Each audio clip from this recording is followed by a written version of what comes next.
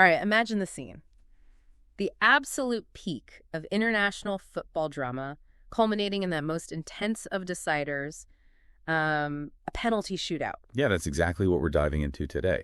Portugal versus Spain, the UEFA Nations League Final, June 8th, 2025, over at the Allianz Arena in Munich. And this isn't just, a simple recap. This deep dive, it's really crafted specifically for you. We've pulled together a whole stack of sources. We really have. We've got transcripts from YouTube press conferences, so the official word from the camps. Yeah. We've got detailed match reports, BBC, Sports Illustrated, Al Jazeera, the works. And crucially, the fan perspective, too, right? Yeah. We looked at online discussions, especially those Reddit threads buzzing as the match actually happened. Exactly, the raw, real-time reactions.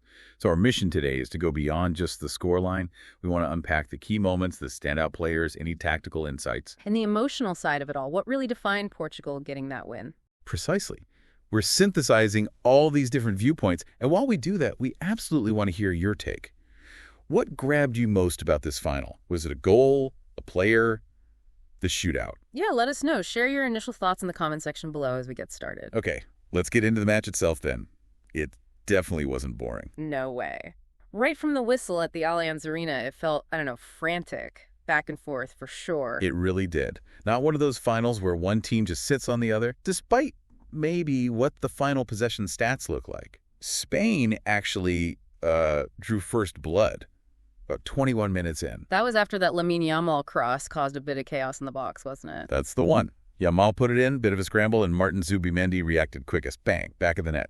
The reports mentioned a quick build-up opened things up. So Spain 1-0. But Portugal hit back fast, really fast, like 5 minutes later. 26th minute, Nuno Mendes gets the equalizer. And what a moment for him. His first ever senior international goal, described in the reports as, like, a powerful low shot, found the far corner. Pedro Neto got the assist on that. So 1-1. Portugal showing that fight early on, that resilience Martínez talked about later. Exactly. And you kind of thought, okay, maybe they'll get to halftime level pegging after that quick reply. Spain? Nope. They had other plans, didn't they? Right before the whistle, 45th minute. Yeah, Mikel Oyarzabal. Put Spain back in front just on halftime. Pedri played a lovely ball through, found Oyarzabal, and he finished it well. Clinical. So 2-1 Spain going into the break, a proper swing right at the end of the half. Definitely a blow for Portugal just then. And then the big moment, the one lots of people were watching for. Cristiano Ronaldo, at 40 years old, steps up, gets the vital equalizer, 61st minute. He did. A cross comes in, takes a deflection, falls to him, and he volleys it home. Close range. That's goal number 138 for Portugal. Incredible. The report said he sort of shrugged off Cucurella to make space. Yeah, showed that strength. That instinct is still there. So let's talk about the game flow. Spain ends up with, 61.4% possession, Portugal 38.6%, and Spain had 16 shots to Portugal's 7, but the score ends 2-2. What does that tell us? That's a really interesting point, and the sources definitely pick up on it. Spain had the ball. Yeah, they were probing, trying to break Portugal down. But Portugal were just so sharp when they got their chances. Exactly. Super clinical on the counter. Only needed those 7 shots to grab 2 goals. It shows they weren't just soaking up pressure passively. They were waiting, picking their moments, and bang, making them count. Ties into Martínez's comments later about resilience and character, doesn't it? Being able to absorb that pressure, then strike back. Absolutely. Okay, so the match itself, a real roller coaster. 2-2 after 90, goes to extra time. But let's zoom in on the individuals, the storylines. The sources really highlighted a few key people. And number 1 has to be Nuno Mendes. Oh, for sure. Player of the match, officially. And when you look through the reports, the comments, you see why. Well, he scored the first goal, that crucial equalizer. Yeah. And then he was involved in the second one, too, put in the cross that deflected to Ronaldo. And what really stood out, especially reading the Reddit reactions and the BBC report, was how he handled Lamine Yamal. That was meant to be a big battle. It was hyped up, wasn't it? Yeah. Yamal, the young star, against a top left back. But source after source says Mendes basically shut him down. Phrases like kept Yamal in check, even pocketed him, were flying around. Right. And Mendes himself, in the press conference transcript we saw, he talked about that duel with Yamal. Yeah. Acknowledged he felt strong defensively against him, a really dangerous player. And then, to cap it all off, he steps up in the shootout, scores his penalty with confidence. The BBC quote was great. The game's best player doesn't miss. Ice-cold composure. And then there's that absolutely wild detail. Oh, yeah. Him and 3 PSG teammates, João Neves, Vitinha, Goncalo Ramos, they just won the Champions League on that exact same pitch 8 days earlier. Think about that. Winning the biggest club prize, then 8 days later, same stadium, same pressure cooker, you deliver again for your country in a final. That's incredible mental strength, especially from those younger guys, too. Speaking of incredible, let's talk Ronaldo again. Scores that massive second equalizer, 40 years old, still proving he's decisive at the very top level. It's phenomenal. That Andros Townsend quote about him still making a difference. Spot on. But what's almost as compelling looking at the sources is just the sheer emotion of it all for him. You saw it, didn't you? The joy, the tears after they won. But during the shootout itself, the reports, the video clips you see on YouTube, they show him barely able to watch, hiding behind staff on the bench. It makes him seem so human, right? Yeah. All that pressure, and then he's powerless once he's subbed off, which happened in the 88th minute. Martínez mentioned using his experience and strength before making that change. A tactical call that meant Ronaldo could only watch the penalties unfold. Yeah.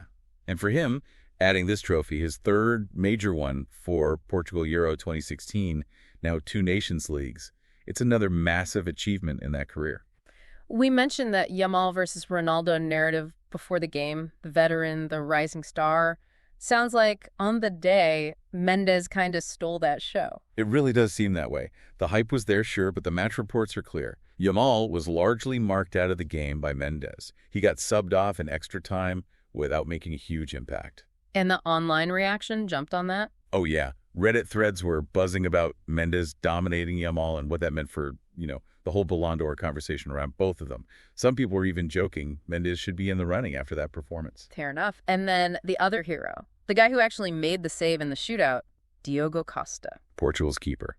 Yeah, one of the commentators, I think it was FOX Soccer, mentioned his great penalty-saving record even before this match. And he lived up to it when it really mattered, stopping Álvaro Morata's penalty. That turned out to be the decisive moment, didn't it? Yeah. Absolutely crucial save. Okay, so 120 minutes done, 2-2, extra time didn't separate them. It all comes down to penalties. The tension must have been unbelievable. Palpable, yeah. The sources really capture that feeling. Portugal went first, and they were just flawless. 5 for 5, incredible nerve. Goncalo Ramos stepped up first. The description was hammering it down the middle, sent the keeper the wrong way. Then Vitinha, another one of those PSG guys, cool as you like, composed. Bruno Fernandes, wearing the captain's armband, did his little hop-skip run-up, sent the keeper the wrong way, too. Nuno Mendes, player of the match, steps up fourth. Powerful strike, unsavable apparently. And then Ruben Neves, with the chance to win the Nations League for Portugal. He steps up for the 5th penalty. And just slams it into the bottom corner, as one report described it. Done. 5 out of 5 for Portugal. Perfect. Meanwhile, Spain had to keep up. Mikel Merino scored. Alex Baena scored. Isco scored his too, though it was close, right? Just beat Costa's hand after a little stutter. Yeah, they were keeping pace. But then, the 4th penalty for Spain. The moment everyone online seemed to be waiting for, with this weird mix of dread and dark humor, Álvaro Morata steps up. Oh, man. The Reddit thread on that moment was something else. The comments, Morata miss was written in the stars. Yeah. Everyone knew he'd miss. It was always going to be Morata. People joking about Veni Vidi missed. It felt like everyone expected it. He missed. Diogo Costa saved it. The sources called it a weak effort. Some online comments were pretty brutal, comically bad even. And Morata's reaction? Just devastated. Inconsolable was the word used. He later called it a shame, and it's tough. And the context makes it even tougher. He was subbed on really late, 111th minute. You assume it's specifically for the shootout. A penalty specialist. Right. And then this happens, and it echoes that crucial miss he had in the Euro 2021 shootout, too. The pressure is just immense. It shows those fine margins, doesn't it? Absolutely. And that one miss, that one save, opened the door. Ruben Neves walks up, buries his kick, and Portugal are champions. Let's bring in the coach now, Roberto Martínez. His post-match comments from those YouTube transcripts give us a bit more insight. Yeah, he spoke with a lot of pride.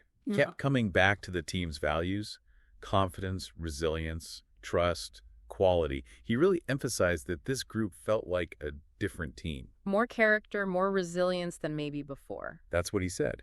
He felt this group made Portugal believe again.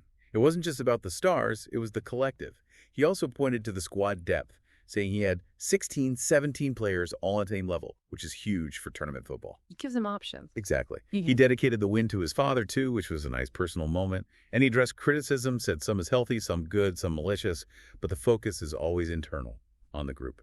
And looking forward, you mentioned World Cup qualifying starting soon, shortest ever cycle for that. Winning this seems like a pretty good launch pad. Definitely. He called this the most demanding format of the Nations League, so winning it sets a strong foundation. So big picture then. Portugal make history. First team to win this thing twice. Yeah, a significant achievement. But there's always that debate, isn't there? About the Nations League itself, its importance. Right. You see the raw emotion from the players, Ronaldo's tears, Morata's despair, Martínez's clear pride. But then you look at some online chat or comments on Reddit we saw in the sources, still calling it a glorified friendly. Unless your team wins it, of course. Then it's suddenly very important. Ah, yeah, funny how that works. But even those critical voices seem to agree that this specific final was top quality, high drama. Yeah, lots of comments like, best Nation League final, quality-wise. The goals, the back and forth, Mendes' performance, the shootout. It delivered entertainment value, no doubt. And this really brings it back to you watching this. We've sifted through these sources, the official reports, the press conferences, the live fan reactions online, and tried to pull it all together for you. This deep dive was really built from looking at all that information. So now it's over to you. What's the one thing from this Portugal-Spain final that really sticks with you? Was it Mendes just bossing that left flank? Was it Ronaldo's goal, that emotion at 40 cost us huge save? Or maybe the whole drama around Morata and that penalty? Let us know. Drop your thoughts, your analysis, your hot takes in the comments section below. Seriously, we read them all. And hey, if you found this deep dive valuable, if you enjoyed us digging into the sources like this, please give this video a like. It genuinely helps the channel out a lot. And definitely subscribe to the Deep Dive channel so you don't miss our future episodes where we tackle all sorts of topics and sources. Sharing it helps too, gets these conversations out to more curious people like you.